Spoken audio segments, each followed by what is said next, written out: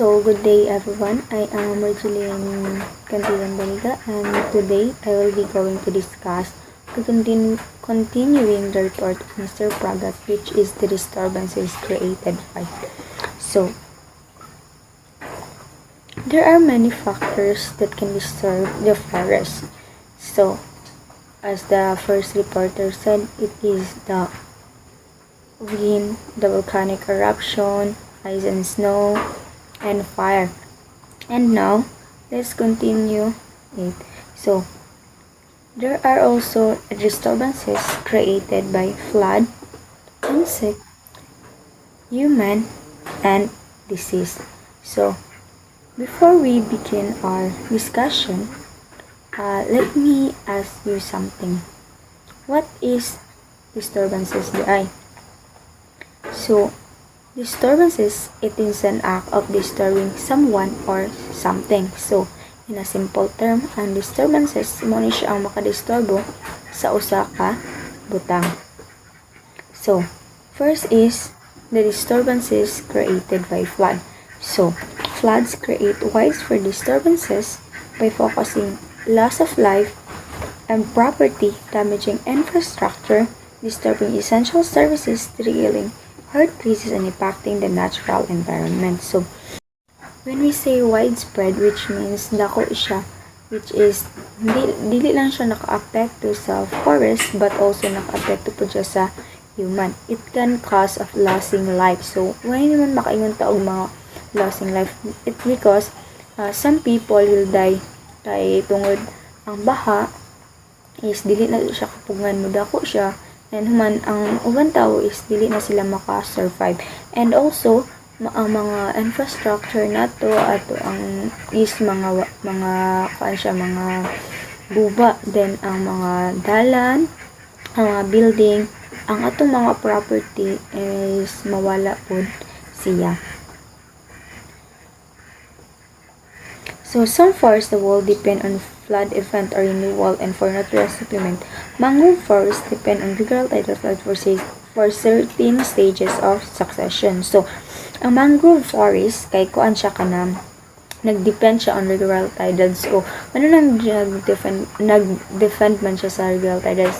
It's because dito siya nagkuha og nutrients. Muna ang example kanang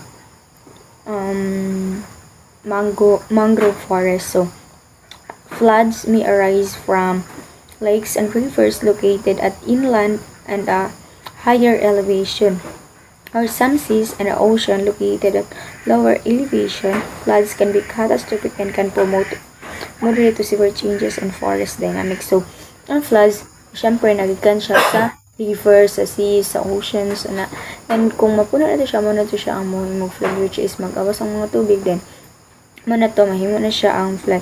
Mahimo na siya flood, and nganong ang flood is can be catastrophic, which ang catastrophic is kanang makakause siya og harm sa not just the forest but also the people. So, it can promote moderate to severe changes in forest dynamics. Nganong makapromote man siya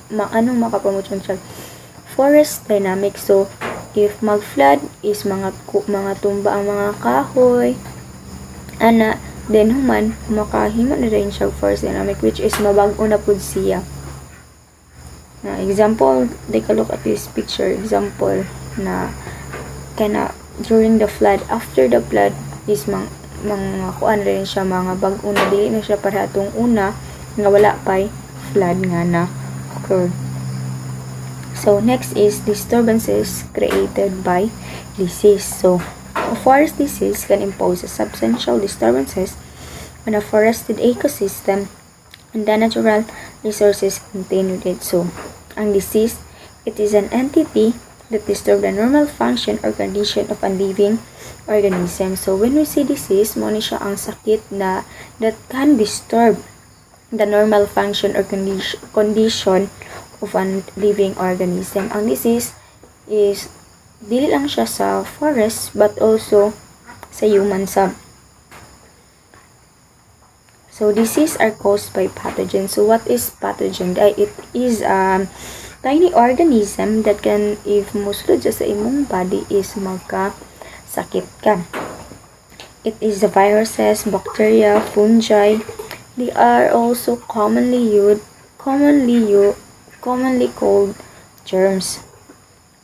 So, and there are numerous type of pathogen. It may be abiotic or biotic in nature. So, later on, we'll be tackled about the abiotic or biotic.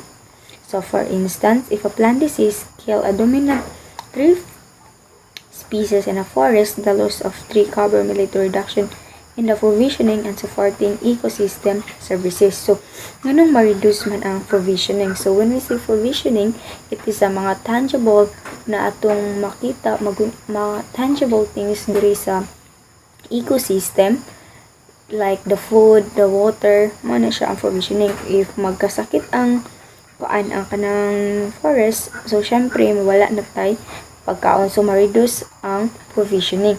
And supporting ecosystem, from the word supporting, so which means nag-support siya sa atua. Take a look at this picture. This is an falcata tree, and this is the example of kanang disease sa usa ka kahoy. And another picture, mga different disease sa tree. So, plants encounter three general types of disease. It may be biotic, abiotic, and decline disease.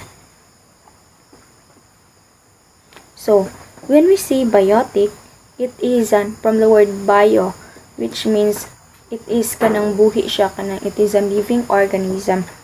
Example, the fungi, the plants, animals, and then when we say abiotic, it is a non-living organism, but also it is an important sa atua. The soil, the light, the water, the air, muna siya ang abiotic.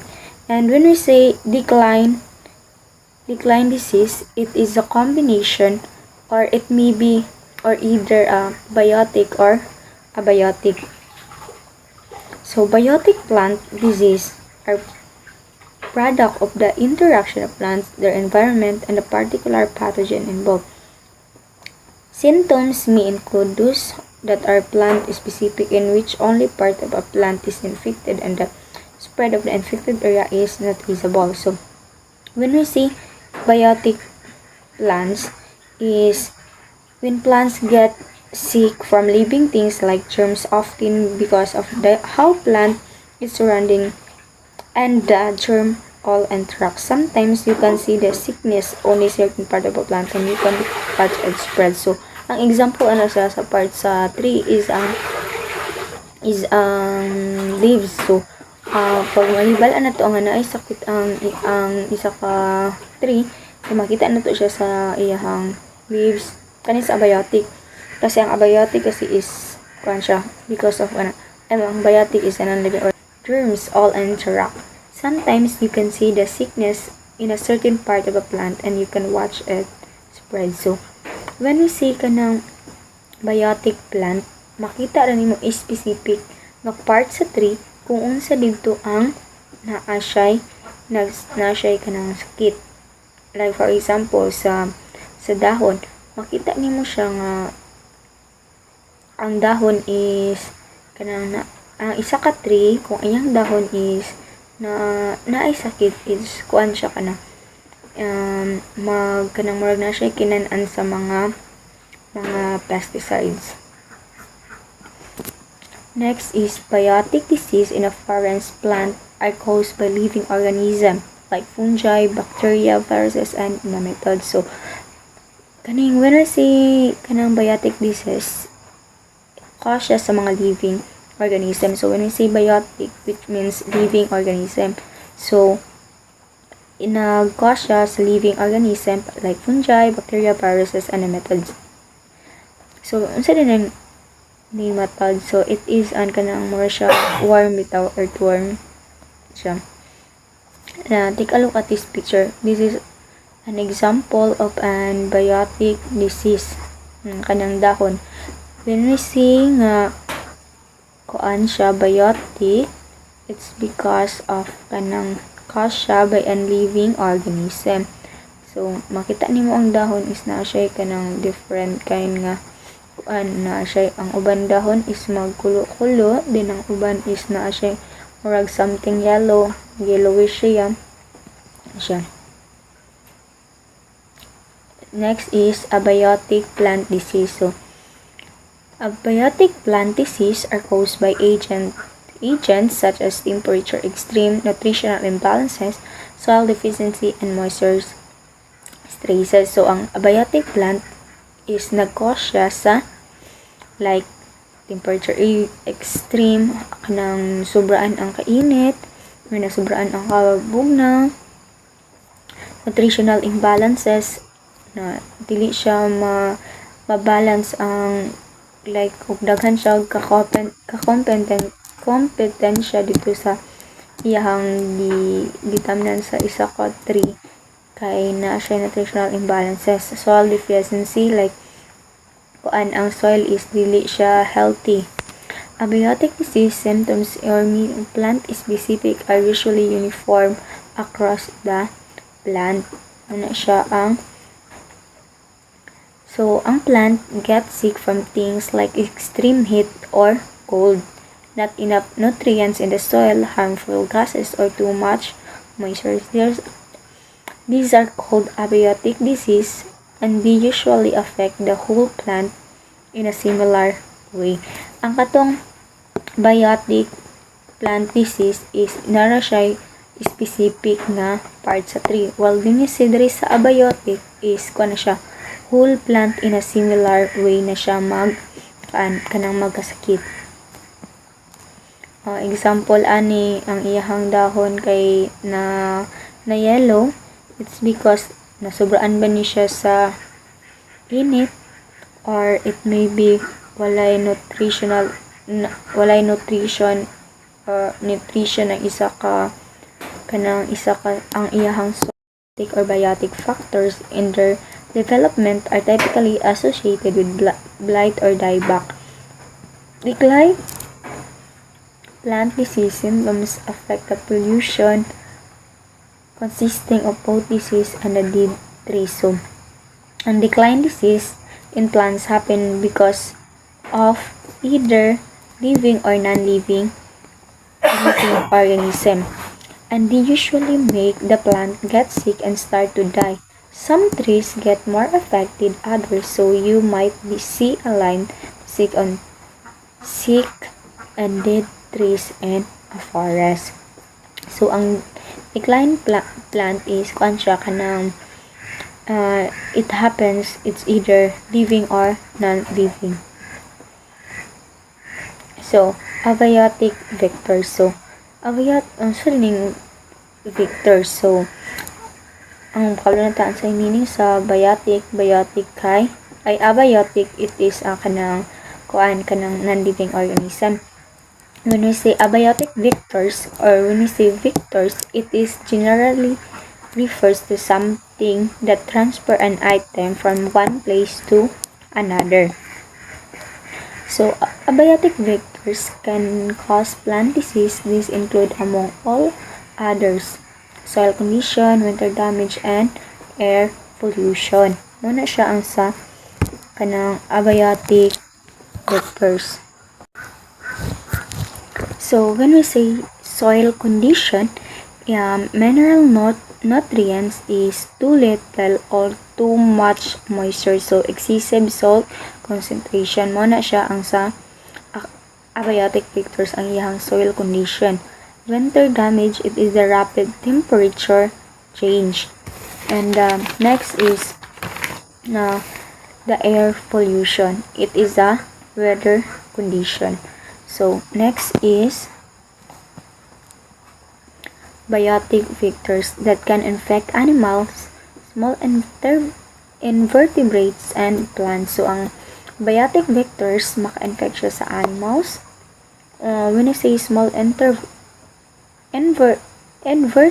is an animal without a backbone. Example sa jellyfish, ang worm, and also ang plants.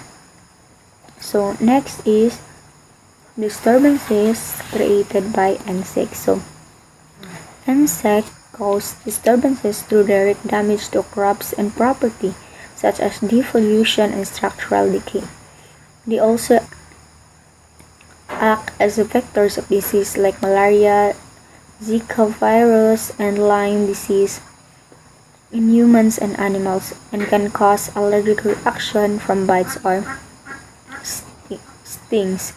So, ang disturbances created by insects, so mo na siya diri nga ang insect mo ay nakadisturb sa forest, pero not just the forest but also the human. It can cause sakit like sa malaria, mapakanta o malaria, then it can cause ang dengue. So nahipod siya sa tree. So what is defoliation? So when we say defoliation, it is the loss or removal of a plant leaves. So removal o mawala ang plant leaves.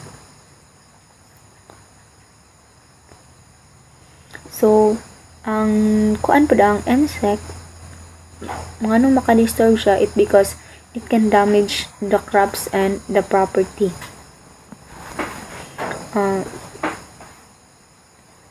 Next is, occasionally, some insects create disturbances through their sound, which can warn predators or alert the other members of their species. So,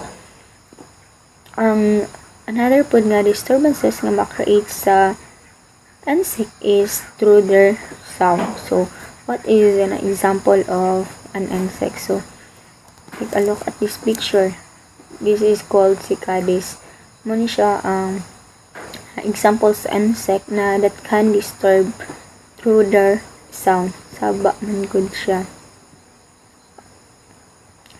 The next is this is an example of an fiddler beetle or an insect. So kani siya na siya 3 parts, which is the head, the thorax, and abdomen. So sa iyang head, ang iyang head, this is an insect head area. It's include antenna and mouth parts. So ang antenna, feelers used for sensing the environment. Then ang mouth parts, structure used for eating. So mouth parts naman, so gamit siya para pagkaon. So ang kaning nasa iyang middle part is mo na siya itawag og thorax. Dayan ang ikinalasan nga part is ang tawag siya abdomen, the rear part of the insect body. And also it includes scutellum, elytra, unfolded wings, suture, and legs. So sa iya pong legs, napoy 4 ka parts, which is ang femur, tibia, tarsus, and claws. So ang femur, muna siya ang the upper part of the leg. Dayan ang tibia, the middle part of the leg. So ang tarsus na po, the foot of the insect. Ang claws is on the feet for breathing. So when we see kanang scutellum, a shell-like structure. So ang elytra, a hard and protective wings cover. Unfolded wings, so wings used for flying. Ang suture, the plant that joins together the elytra. So mo na siya ang part sa insect. Ang kanang insect, itawag na siya og fiddler beetle. Na siya 3 parts. Na siya ang head, the thorax, and abdomen. So, another example of insect that can cause disturbances in the forest. So, bark beetles and wood borers are both type of insect that damage trees and wood, but they differ where they tunnel and what they feed on. So, mani siya ang another 2 examples. Ang bark beetles and wood borers. So, which is more siya same silang duha, but differ sila when paunsa sila mag tunnel. So, ang bark beetles is primarily attack the living tissue under the bark, disrupting the nutrient flow and often killing stress or dying trees. So, ang bark beetles is kuan siya sa under the bark siya magkutkot din. Ang iyahang kuan, it can disturb nutrients flow and killing stress or dying trees. Then, ang wood borers pod can tunnel into the sapwood. So, ang kaning wood borers is sa ilalim na jud siya sa sapwood and hardwood, causing structural damage to a wider range of plant product including the furniture. So, if magkat na tag trees, then na to siya kuan na to siya mga insects. So, dili na siya nindot ang ato ang makuha nga trees. Ay makuha na to nga log. Example, ang kaning bark beetles mo ni siya yung example kaning sa parks siya magtanaw. Then ang kaning kuan wood borers mo ni siya sa sapwood ug sa hardwood, which is sa sulod na jud kaayo siya, while ang kaning isa kuan pa lang siya sa bark lang siya.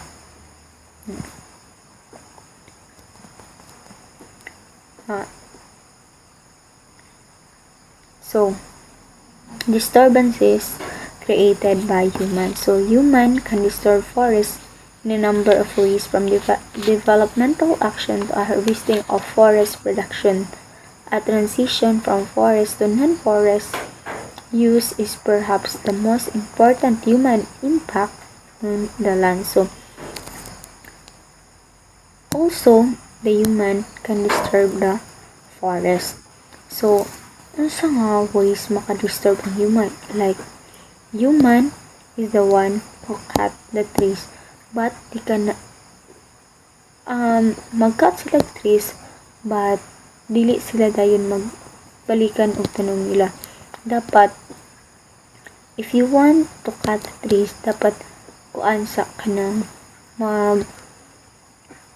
tanom sa kadaan, then pahulaton nimo na mo grow pa siya or ma-mature pa sa usa na pud ka mag-cut og another trees. So, that's the reason ang human kay naka-disturb siya sa forest. They are the one who harvest the forest production. Next is forest harvesting activities had been noted to influence the rest of other disturbances occurring, such as landslide and wind damage. So, human, tungod kay sige sila putol og mga trees, so maka-disturb siya, which is maka-occur siya such as landslide and wind damage. So, human disturbances in forests include habitat loss and deforestation for agriculture and urbanization, physical alteration like road building and construction resources such as logging and overharvesting. So, ang human disturbed forests include habitat loss, mawala ang kanang pulianan sa uban ng mga species, and also deforestation. They will cut the trees, the human will cut trees, and they will use it for an agricultural or urbanization, and also others will clean that area so that they will kanang maghimo sila og mga dala. They will use that, or they will cut the trees in order that they can alter it like road or building. So, in summary, disturbances with a forested landscape can play a critical role in forest dynamics and the types of ecosystem services that can be provided. Although forest disturbances can greatly disturb the ecosystem services that a forested landscape provides, benefits from this disturbance can also occur. In summary, forest and natural resources managers should prepare contingency sea plants for these disturbances. So, nganong makaingon man tag, nganong na may disturbances? So, it's because all are natural or human agents that interact with an ecosystem and society. So, it is natural siya, which is nag-interact man ta diri sa ecosystem. So, na siya mga disturbances na ma-occur.